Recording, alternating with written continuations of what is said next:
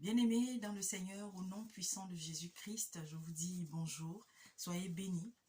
À toi qui tombera sur cette vidéo pour la première fois, sur cette chaîne, je veux dire pour la première fois, sois béni au nom puissant de Jésus-Christ.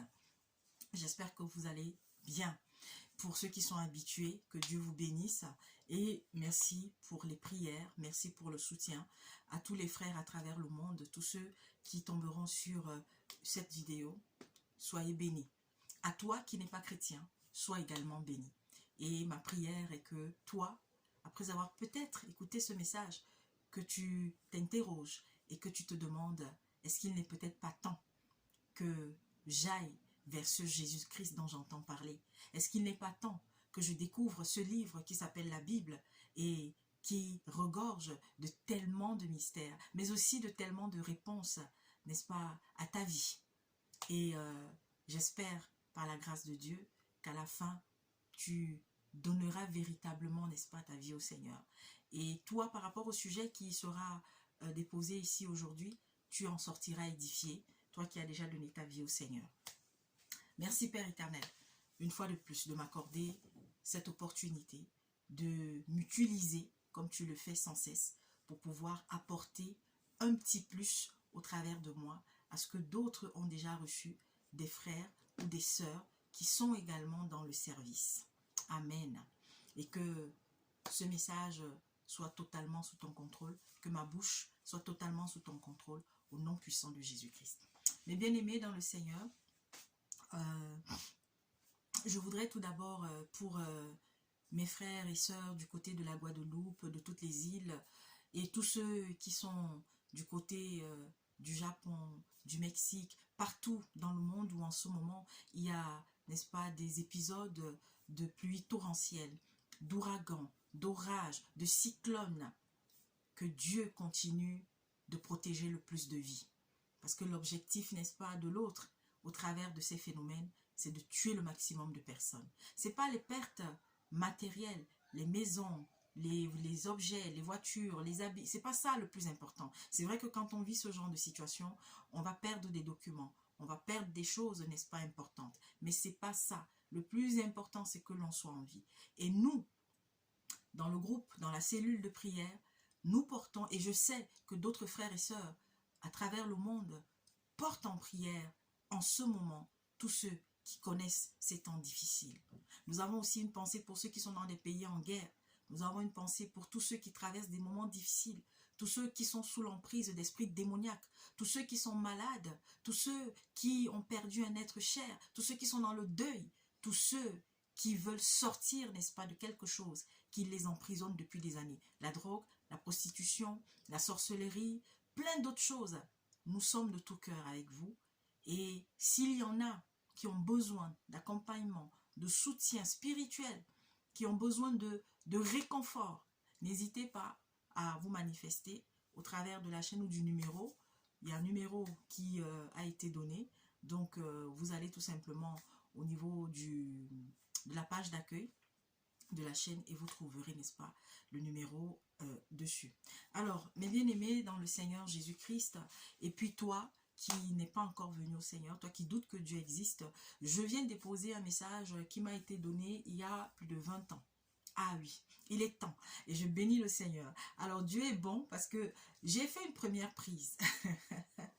Et puis il y a eu un de mes fils qui est venu et bon, j'ai pas continué sur la même lancée. Et là, quand je reviens, et l'Esprit me dit, il est temps que tu donnes ce message. Et vraiment, c'est depuis l'année dernière que je devais le donner. Alors, lorsque je décide chaque jour davantage partir de la religion dans laquelle j'étais, parce que nous tous, pour la plupart, nous naissons dans des familles qui sont déjà attachées à une certaine religion. Alors, catholique, protestante, voilà, évangéliste, bref, dans un premier temps, c'est pas mauvais. Même musulman, c'est pas mauvais. Parce qu'il y a une base. C'est-à-dire que, et la base qu'on va avoir, qui est la plus importante, c'est de nous inculquer l'existence de Dieu. Et c'est maintenant quand on va grandir que, devenu adolescent ou adulte, que nous-mêmes, si nous avons soif de véritablement connaître ce Dieu, il y aura des questions qui vont commencer à jaillir dans notre tête. Mais il faut savoir une chose, c'est que lorsque nous rentrons dans cette phase d'interrogation, en vérité c'est Jésus, c'est Dieu qui nous pousse déjà par son esprit à nous interroger. Parce que, pour ceux qui le savent aujourd'hui, pour ceux qui en ont la conviction, il n'y a aucune religion qui sauvera quelqu'un. Parce que toutes les religions ont été faites par l'intelligence de l'homme. Et le but ultime de chaque religion en vérité, c'est de dominer, c'est d'asseoir son pouvoir. Et ça, nous le voyons aujourd'hui. Et pour ceux qui l'ont compris, amen. Et pour ceux qui doutent encore, amen. Alors, on grandit au sein d'une famille qui va avoir X ou Y religion. Mais lorsqu'on a déjà pris conscience qu'il y a des choses qui ne vont pas, il faut se poser la question. Alors là, pire encore, lorsque nous lisons, n'est-ce pas, la Bible, et en lisant la Bible chaque jour davantage, on finit par avoir les yeux ouverts, l'esprit ouvert sur un bon nombre de choses, que la religion que nous avons pratiquée jusqu'à maintenant, il y avait des choses qui n'étaient pas claires là-dedans.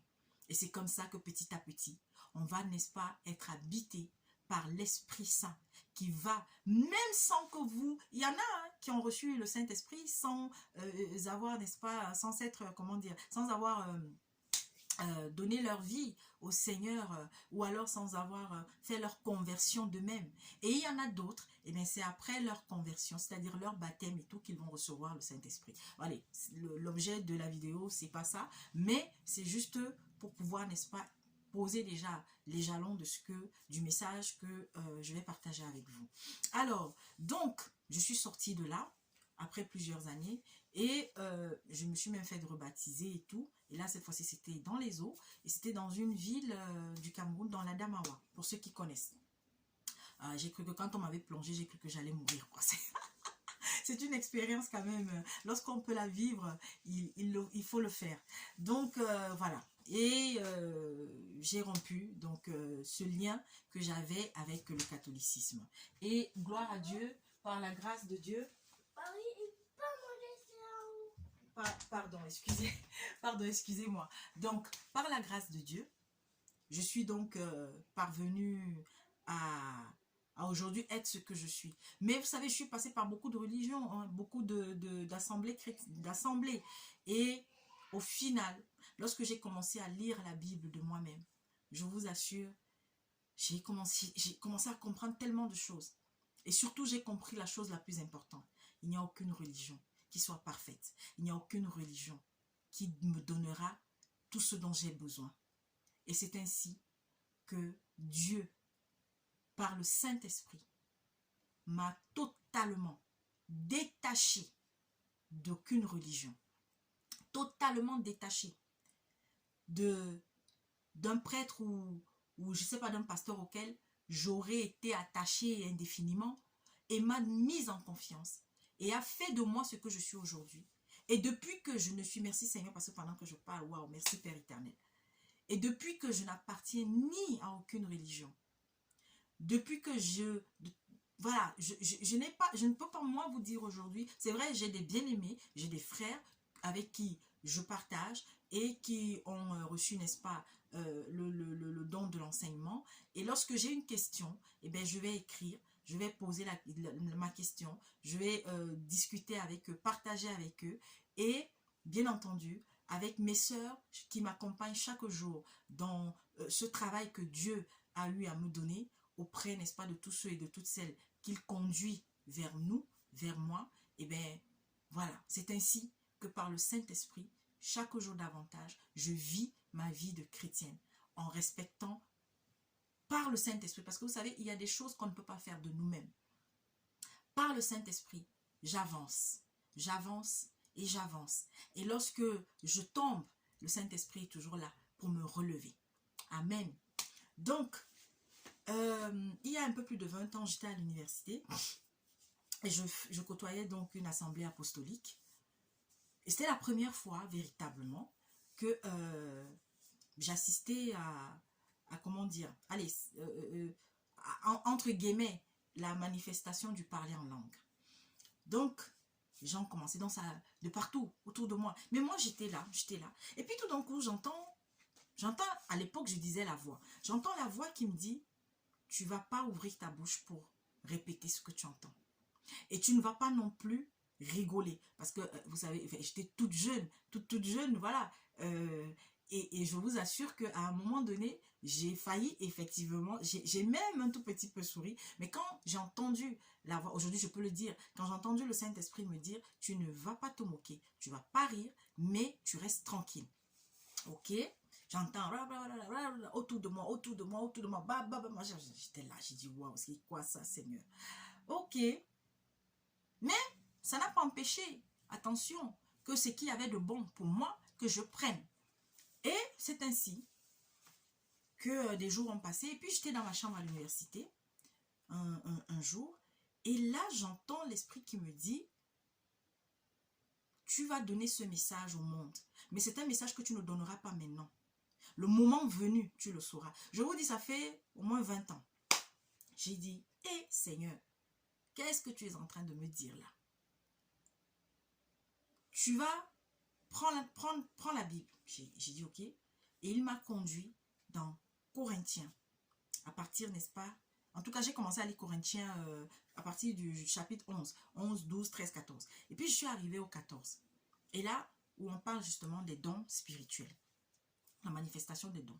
Comment l'apôtre Paul, il donne toutes les explications de comment et surtout pourquoi et pourquoi on ne pas ou pourquoi utiliser ou pas tel don ou tel don. En tous les cas, comment ça doit se passer. Et dans quel but. Et là, je comprends une chose. L'esprit me dit, l'autre jour, tu as entendu comment? Dans l'assemblée, les gens étaient en train de parler. C'est pas ça. C'est pas se parler en langue là. Dieu n'est pas dedans. J'ai dit, et l'esprit me dit, je donnerai ce message au monde, le moment venu. Et je vous assure. Et puis, l'esprit m'a demandé de relire encore, n'est-ce pas, Corinthiens, chapitre 14. J'ai même lu Acte, parce qu'il y avait Acte 12 aussi qui m'avait marqué. Et puis, donc tous les passages qui parlent, n'est-ce pas, de ces différents, dont surtout le parler en langue. Et je bénis le Seigneur. J'ai été édifiée. Et je vous assure jusqu'à aujourd'hui, le Seigneur n'a pas arrêté de confirmer. Parce que je ne savais pas, dans les années à venir, déjà je ne savais même pas que Dieu m'utiliserait comme il m'utilise aujourd'hui. Et puis les années ont passé. Et puis j'ai fait ma vie. Et jusqu'à 2019, 2018-2019, où le Seigneur a commencé à me dire tout le temps qu'il fallait que je me prépare. Qu'il fallait que je me prépare. Et à chaque fois, je disais à mon mari, mais qu'est-ce que Dieu veut me dire? Chaque fois que je pars me coucher, j'entends, prépare-toi. Prépare-toi. J'ai dit, wow, qu'est-ce que le Seigneur veut me dire? Et puis, au fur et à mesure, jusqu'à ce qu'en 2019, il me donne la prophétie du Covid et tout ça, que je le partage d'abord autour de moi. Je ne savais pas, alors c'était pas le mot Covid, hein, mais il m'avait dit de dire autour de moi qu'il y a quelque chose de terrible qui va se passer d'ici la fin de l'année 2019 et qu'il ne fallait que je dise à tous ceux et à toutes celles qui vont croire en lui qu'il n'ait pas le cœur troublé, qu'il reste tranquille, il protégera, n'est-ce pas, tous ceux et toutes celles qui croiront en lui, tous ceux et toutes celles qui se confieront en lui. Bon, on sait comment par la suite ça s'est passé. Donc, c'est l'année fin 2021, vers la fin 2021, que l'esprit maintenant me met la pression qu'il est temps que je donne ce message. Il est temps que je donne le message que j'avais reçu il y a des années sur le parler en langue. Et avant ça, alors, c'est ce que je vais donc partager avec vous. Une nuit, je dors, c'était vers les 3 heures du matin. Tout d'un coup, c'est une des rares fois, parce que vous savez, la manifestation de Jésus-Christ dans les visions, c'est pas tous les jours. Hein. C'est-à-dire quand je dis, c'était une manifestation vraiment forte. Alors, je vois quelqu'un grande taille, mais c'était une lumière en fait. C'était comme une lumière mais qui avait la forme humaine. Une lumière. Mais vraiment, waouh.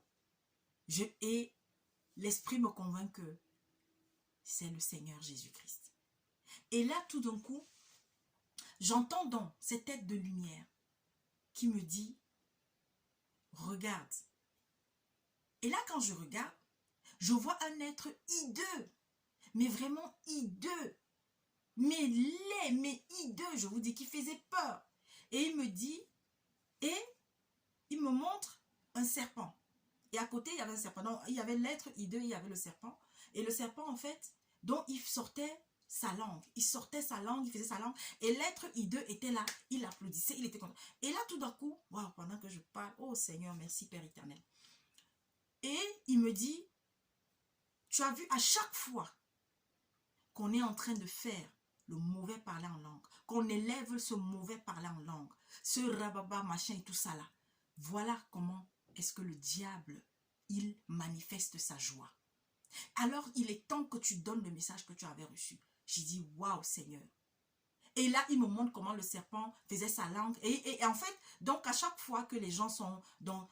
Parce qu'attention, je finis d'abord. Donc, il me donne, il fait sa langue là, il fait sa langue, il fait sa langue. Et puis, je vois l'autre être hideux qui est là, qui est joyeux, qui... Voilà. Et le Seigneur me dit, voilà ce qui se passe. À chaque fois que sur la terre, mes enfants pensent qu'ils sont en train de m'adorer, ils sont en train d'élever des louanges, ils sont en train de me parler. Mais en vérité, ils sont en train d'élever plutôt des louanges pour celui-là que tu vois là. Et je me suis réveillée. J'ai dit, waouh Seigneur. D'ailleurs, je demande encore pardon Seigneur, peut-être si j'ai tardé à le donner. Mais il fallait, comme il me l'a dit il y a des années, quand le moment viendra, il devait me le dire que le moment est venu. Alors mes bien-aimés, avant de continuer, je vais nous lire quelque chose. Je bénis le Seigneur. Je vais lire Corinthiens 14 à partir du verset 7. Chez vous, vous pouvez lire dès le début et jusqu'à la fin, comme j'aime souvent conseiller. Parce que quand on donne un passage biblique, il ne faut pas seulement s'arrêter au passage qui a été donné, mais remonter plus haut et aller plus bas pour mieux comprendre. Je lis au nom puissant de Jésus-Christ. Si les objets inanimés qui rendent un son, comme une flûte ou une harpe, ne rendent pas des sons distincts, comment reconnaîtra-t-on la mélodie jouée sur eux? Et si la trompette rend un son confus, qui se préparera au combat? Il en va de même pour vous. Si votre langue ne donne pas une parole intelligible, comment saura-t-on ce que vous dites? En effet, vous parlerez en l'air. Si nombreuses que puissent être les diverses langues dans le monde, aucune d'entre elles n'est dépourvue de signification. Si donc je ne connais pas le sens d'une langue, je serai un étranger pour celui qui parle, et celui qui parle sera un étranger pour moi. Vous de même, puisque vous aspirez aux dons spirituels, cherchez à posséder avec abondance ce qui édifie l'Église. Ce qui édifie l'Église. C'est pourquoi que celui qui parle en langue prie, afin de pouvoir interpréter. En effet, si je prie en langue, mon esprit est en prière, mais mon intelligence est stérile. Que faire donc? Je prierai avec mon esprit, mais je prierai aussi avec mon intelligence. Je chanterai avec mon esprit, mais je chanterai aussi avec mon intelligence. En effet, si tu prononces une bénédiction avec ton esprit seulement, comment celui qui fait partie des simples auditeurs pourra-t-il répondre « Amen » à la prière de reconnaissance, puisqu'il ne sait pas ce que tu dis? Certes, tu prononces une belle prière de reconnaissance, mais l'autre n'est pas édifié. Je remercie mon Dieu de ce que je parle en langue au pluriel, plus que vous tous, mais dans l'église avec grand E, j'aime mieux dire 5 paroles avec mon intelligence, afin d'instruire aussi les autres, plutôt que 10 000 paroles en langue. Frères et sœurs, ne raisonnez pas comme des enfants. Au contraire, pour le mal, soyez des bébés, mais par rapport au raisonnement, soyez des adultes. Il est écrit dans la loi, c'est par des hommes d'une autre langue et par des lèvres étrangères que je parlerai à ce peuple. Et même ainsi, ils ne m'écouteront pas, dit le Seigneur. Et vous pouvez continuer. Mais bien aimés dans le Seigneur, il est temps. Satan a injecté quelque chose dans le monde qu'on appelle le parler en langue. Le faux parler en langue. Parce que oui, il y a le parler des anges. Il y a un... Oui, ça existe. Je ne dis pas que ça n'existe pas. Que le parler dans une langue mystérieuse, inspirée par Dieu, n'existe pas. Mais mes bien-aimés, si toi qui vas tomber sur cette vidéo jusqu'à maintenant, tu te posais des questions par rapport à ça, je ne comprends pas pourquoi est-ce que c'est clair comme l'eau de roche. L'apôtre Paul a été clair comme l'eau de roche. Tous les dons que nous avons, sachons-le, c'est d'abord pour édifier l'Église. Ce n'est pas pour notre orgueil. Ce n'est pas pour notre fierté. Aujourd'hui, il y a des gens, parce qu'ils ne parlent pas le rababarokoko, santa barachakara, machin, ils sont perdus. Pour eux, ils sont même tristes. Ils veulent aussi parler ça. Alors à partir d'aujourd'hui, je vais te dire, mon frère, ma soeur, lorsque tu seras en prière, parce qu'il faut savoir une chose. Quand je suis en train de faire le rababara machin là, je ne sais même pas trop quoi là, je dois savoir ce que je suis en train de dire dedans. Donc notre Père est fou. Donc Dieu est fou de te faire parler quelque chose que déjà toi-même. Parce que la plupart là, quand vous allez leur demander, ils vous disent quoi? Sauf si c'est des menteurs. Il va inventer une réponse pour vous donner. Mais en vérité, ils ne disent rien dedans. Les satanistes font rababarokoko chantabarabara. Les sectaires font rababachotokoro. Même toi qui es sincère pourtant dans ta foi. Pourquoi? Parce que tu as été habitué à entendre ça. Parce que tu as entendu un jour un bonbon serviteur venir te dire que si c'est que vous ne parlez pas le parler en langue, sachez que vous n'avez pas le Saint-Esprit en vous. Mensonge. Moi, je vous dis, je n'ai pas demandé, je ne demande même pas. Et les rares fois où, pendant que j'étais en prière, Rababarokoko a voulu venir, de suite le Saint-Esprit m'a réveillé. Tu ne parles pas ça. Et de suite, j'ai chassé. Chassez cela. Il y en a, vous avez été habitués, vous avez été dans une assemblée pendant des années, c'est vrai. Parce que le fait d'être en masse, dans une masse, et d'entendre des gens faire quelque chose, nous-mêmes, à un moment donné, on va se laisser porter par ça. Sache que tu n'es pas en train de parler la langue des anges. Tu n'es pas en train de parler une langue inspirée par Dieu. Aujourd'hui, je vous assure, c'est terrible. C'est un fléau. Combien ont eu à exhorter là-dessus?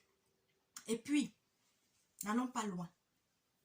Pourquoi Jésus-Christ pourquoi il n'y a aucun passage où on dit que Jésus-Christ parlait rababarokoko, santa baramacha? Pourquoi est-ce qu'on n'a pas les traces de ça? Donc c'est vous seulement de ce siècle. Hein? Pourquoi avant vous, il n'y a pas eu les rababarokoko, santa, je ne sais pas trop quoi. Ce n'est que vous de ce siècle. Vous chrétiens de ce siècle. Il est temps d'arrêter avec ça. Il est temps de chasser cet esprit de déconcentration. Cet esprit de moquerie, ce serpent, parce que on ne parle pas du serpent créé par Dieu qui est dans la nature, qui lui, le gars, il marche et lui, sa chose et tout. Mais ce serpent qui s'est introduit en vous et qui vous amène à parler, à avoir cette double langue que personne ne comprend. Comment vous pouvez... Et puis vous êtes dans des assemblées où le soi-disant serviteur, homme de Dieu, il est là-bas à l'estrade avec sa femme. Je m'adresse là à vous qui suivez ce monsieur qu'on appelle Otto. Comme moi, je ne connais pas avec sa femme. Je ne veux même pas m'attarder sur eux. Parce que vraiment, tous les signes de la sorcellerie, tous les signes, je ne sais pas de quoi sont là. Vous ne voulez pas voir, c'est votre problème. Continuez de les suivre. Mais je viens juste dire, ils sont toujours là. Mais ils ne vous disent jamais ce qu'ils sont en train de dire dedans. Ils ne vous interprètent pas ce qu'ils sont en train de dire dedans. Et vous êtes nombreux depuis des années. Depuis des années. Quelqu'un, tu es là. Ça dit que tu es en train de prier. L'autre vient. Oh, non, chassez cet esprit. Moi, j'ai des bien-aimés qui me sont chers. Hein. Que le gars, véritablement, il est utilisé par Dieu. Mais, parce qu'il a été quelque part où il a entendu parler comme ça, je vous dis, ça dit que Satan, que vous... ah, Seigneur Jésus-Christ. Je bénis le Seigneur de m'avoir donné la permission de parler de ça un jour. Je bénis le Seigneur. Je ne savais pas qu'un jour, je serais devant une caméra. Je ne savais pas qu'un jour, moi, je parlerais et qu'il y aurait même 50 personnes qui écouteraient. Je ne savais pas. Mais le Seigneur m'avait déjà destiné à cela. Combien de fois est-ce que on a prié pour quelqu'un qui avait une situation? Rien que par la prière, le Saint-Esprit était là. Le Saint-Esprit a fortifié la personne. Et la personne a vu sa situation décantée. Je ne peux pas vous citer, ils sont nombreux. À qui on n'a pas demandé 5 francs. Vous êtes là, vous allez vous suivre ces voleurs qui vous disent que, eh oui, les 1000 francs ici, les 2000 là-bas. Vous avez vu celui qui est au Gabon là, non? On ne se moque pas du malheur de quelqu'un. Ce qui lui arrive là. Moi, je l'ai écrit sur sa page. Je lui ai écrit directement. J'avais fait une vidéo où je ne le connaissais même pas. J'avais reçu un message d'abord des mois avant qu'il va avoir quelque chose qui va arriver dans une assemblée au Gabon. Il y a un endroit où il y a des gens qui vont être frappés. Sortez de ce temple bâtiment où vous avez des voleurs qui sont devant vous et qui disent être des serviteurs. Mais non, moi je suis qui? Et quelques jours après, il y a eu une déflagration dans une assemblée. Pour que plus tard, le Seigneur encore m'amène à tomber sur celui-là qui dirigeait cette assemblée. Je ne le connaissais même pas. Et je me suis adressée à lui parce que l'Esprit m'a dit de m'adresser à lui. Le voilà aujourd'hui qui est arrêté. Vous croyez que ça fait plaisir lorsqu'on voit un jeune comme ça être arrêté? Hein? Vous les voyez, ils ont les montres. Il y a des signes, on vous a déjà donné tous les signes de ces voleurs. Parce que là où ils vont pour être initiés, c'est les choses qu'on leur demande de faire. Le vestimentaire, ils s'habillent pratiquement tous de la même façon. Vous voyez celui-là, la grosse montre est là. On fait la photo, la montre est là. On s'habille en vêtements d'Indiens. On vient là tout le temps. On est en machin, je ne sais même pas. On prend sa fille, on fait la publicité avec sa fille tout le temps, tout le temps, tout le temps, tout le temps. Et vous, vous êtes là, vous êtes en admiration. Vous êtes en admiration. J'ai pitié. J'ai pitié de cet enfant. Vous venez m'insulter. Vous venez me maudire. Vous venez dire comment machin, machin, machin. Vous croyez que j'ai du temps à perdre? Moi, j'ai fini avec ceux qui suivent ce bonbon, ce tintin. Je le dis encore. Il y en a qui se fâchent quand je dis que tintin. Parce que je n'ai pas envie de les insulter. Parce que je ne suis pas là pour ça. Parce que mon père est un père courtois, poli. C'est que tellement je minimise ce qu'ils font. Je méprise. Je hais ce qu'ils font. Pas eux-mêmes. Parce qu'on doit avoir de l'amour, de la compassion pour eux. Ce Emmanuel Nzoma ou c'est je ne sais pas qui. L'orgueil, mon Dieu. Le voilà aujourd'hui. Et je vous dis déjà, je vous ai donné ça depuis le début de l'année, depuis l'année dernière. Ils vont tomber comme ça. Là, ce sont leurs enfants qui tombaient. Mais eux-mêmes, vous aimez trop Francis Tatou. Pour celui qui le connaît, qui tombera sur ce message, allez lui dire qu'il y a une pauvre servante là, une pauvre femme là, qui a dit qu'il faut qu'il arrête. Celle-là qu'il a épousée, si vous l'aimez, priez pour elle. Je l'ai déjà dit dans une vidéo précédente. Je vous dis, ils vont tomber comme les mangues pourris. Donc voilà le message que je suis venue porter pour aujourd'hui. Je reviendrai encore avec d'autres messages. Je vais juste terminer encore avec ce message que le Seigneur a encore réitéré. M'a demandé de venir encore donner. Chères femmes, chères mamans, priez pour vos enfants. Priez pour la jeunesse. Vous voyez comment les gens sont en train de mourir. Les jeunes sont en train de mourir. Beaucoup ont choisi la voie de la facilité. Beaucoup ont choisi les sectes. Beaucoup ont choisi d'aller tuer. Beaucoup ont choisi d'aller faire des choses abominables. Déterrer les squelettes humains parce qu'on veut de l'argent. Tuer parce qu'on veut de l'argent. Mes bien-aimés dans le Seigneur, je vous en prie, je vous en supplie, donnez votre vie au Seigneur. Donnez votre vie au Seigneur, je vous en prie. Donnez votre vie au Seigneur. Ah, même si la vie est dure, comment? Je vous dis la vérité, parce que je suis un témoignage de cela. Lorsque nous nous abandonnons à Dieu véritablement, il prend soin de nous. Il veille à ce qu'on ait l'huile et la farine. Il veille à notre santé. Oui, nous traversons des moments difficiles qui vont encore être plus difficiles. Mais attachons-nous à Christ. Tout ce que nous vivons là et que nous allons vivre, ça, on nous a avertis. On nous a avertis. Nous avons des vieux qui font honte à l'Afrique. Qui font honte. Là, je m'adresse au peuple africain. Vous voyez des gens, ils volent de l'argent. Ils ont pillé, ils ont volé. On les arrête avec des sacs, des mallettes d'argent. Des gens qui ne veulent pas quitter le pouvoir. Des gens qui détruisent la jeunesse. Et vous, leurs femmes, vous, leurs parents, vous, leurs amis, les amis de ces gens-là, continuez. Vous qui courez après les miettes qu'ils vous donnent, continuez. Là, ça dit que la vieillesse était une richesse. Aujourd'hui, la vieillesse est devenue une malédiction. Les vieux tuent les jeunes. Les vieux s'accaparent de tous les postes. Les vieux ne veulent pas quitter. Les vieux veulent rester seulement au pouvoir. Au pouvoir. Au pouvoir. On a déjà plus de 80 ans, 90 ans. On veut seulement rester au pouvoir. On a déjà plus de 60 ans, 70 ans. On veut seulement rester en poste. Au point où on n'arrive même plus à marcher. Quelle honte. Quelle honte. Quant aux femmes, on vous parle des réseaux sociaux. Vous êtes là scotché. Vous entrez en contact avec des gens que vous ne connaissez pas. Le Seigneur m'a donné une vision il y a quelque temps.